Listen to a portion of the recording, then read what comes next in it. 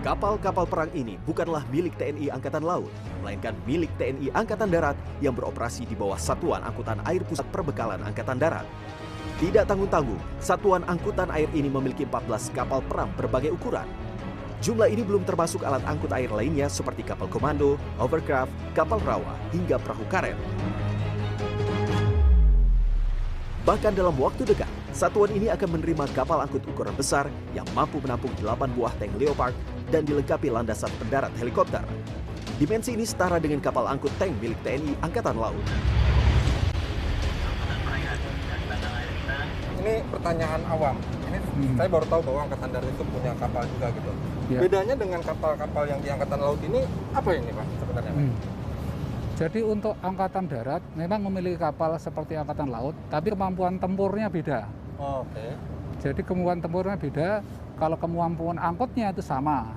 Sehingga pada saat operasi taktis yang sebenarnya kita pakai Angkatan Laut. Sementara kapal-kapal Angkatan Darat dispesialkan untuk latihan-latihan.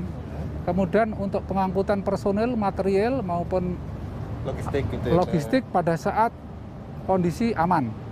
Sehingga operasinya cenderung ke arah operasi militer selain perang. Oke. Kalau untuk operasi taktis perang masih menggunakan Angkatan Laut. Nah, kalau misalnya memang Angkatan Laut juga punya kapal, dan apakah memang perlu gitu Pak sebenarnya Angkatan Darat memiliki kapal juga gitu? Sangat perlu sekali, mengingat kalender latihan antara Angkatan Laut dengan Angkatan Darat itu tidak sama. Untuk saling menyesuaikan agak sulit. Pada saat Angkatan Darat mau latihan perlu kapal, kemudian Angkatan Laut juga sedang ada latihan.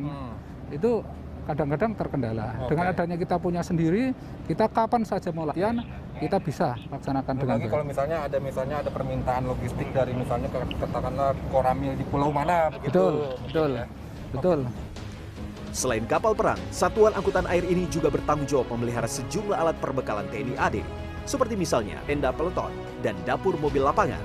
Bahkan dapur mobil lapangan ini memasak hingga 1000 porsi makanan dalam waktu 90 menit.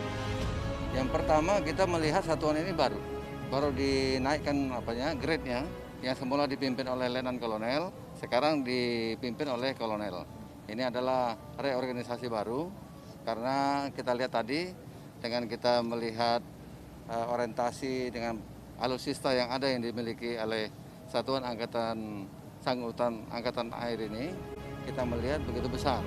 Kedepannya, Satuan Angkutan Air TNI AD ini akan semakin dikembangkan dengan sejumlah alutsista lainnya. Di antaranya, pengadaan kapal yang lebih besar dan berat hingga